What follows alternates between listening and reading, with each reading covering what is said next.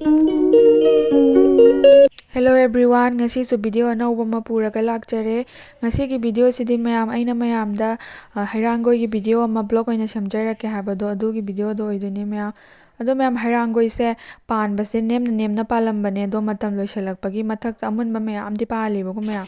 Hekpada lamba phangdabagi chaina khara hee aduga mora thara khara hekjare mayam. Hekpa yam warebako mathakta lamba phangba jagada laitabagi. Ado mase matam loisalakpa haise asangbaso mu pankhalai ko amunbase loiraga asangbase mu pankhala ayiba leptebako ma panbise dum phajana dum palebako. Hairangoi pambi se si oidoineba asibaudane phajana dum paleko haurakpa kandadi yengbada yam phajayebako nemnaga yantharaga mullakanda yengba yam nungayebako phajay ado sigi hairangoi pambi se akoina he angang oringaidagi dum leiraba pambi neba nungsu yam nungsi akhoi babana thaba pambi oidoni hairangoi se adum akoina khangakpadagi phajana adum pale mahaise ado mamang chahinadi amu hele sidagi makhada su mayam kele akhoi imung khatana chabadi ngamdebako ado lekai gi dum laaga chaningadi dum heknayebako adum metpagi utlake metlaga chaba yam hawbani yengbiyo dum.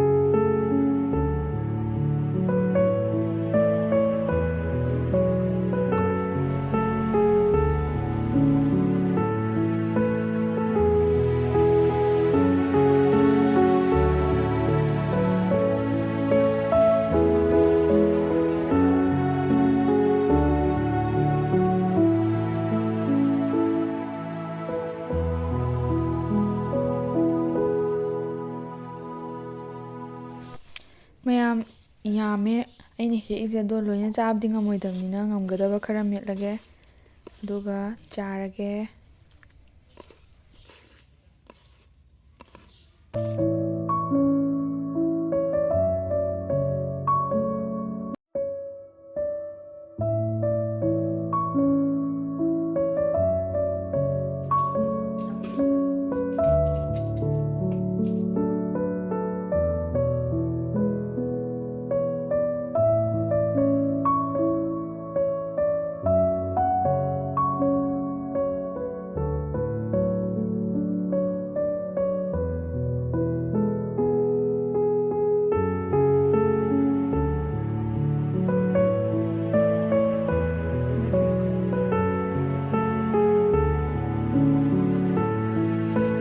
Sina ngasigi nuthil chanaba noodles khara aina ngaujabane ngasigidi si oina charani aduga horen numidang ironaba akhoi inkholdagi loklai khara leijare semani aduga numidang waramsu tasile aduna akhoi gamla macha leibasingse motpa yawbado khara sengtoe napi haujanba khara phoidoe ado sandhya tasilake ado ngahak leiradi numidang waramgi thabak tawrani.